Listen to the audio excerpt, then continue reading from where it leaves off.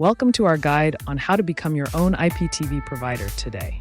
First, let's discuss what IPTV is and how it works for users. IPTV allows you to stream live television and on-demand content via the internet. Next, you need to research and understand the legal aspects of providing IPTV services.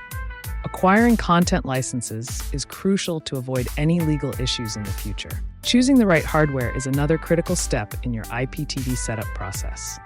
These devices will allow you to provide high-quality streaming to your users. Next, let's talk about what software you will need to run your IPTV service.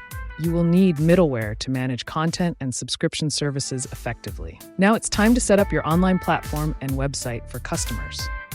Ensure the website is user-friendly and has a modern layout for engagement. Don't forget to market your IPTV services effectively to reach potential customers.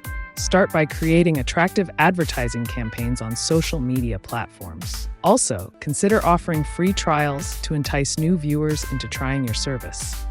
As you launch your service, focus on maintaining quality and customer satisfaction.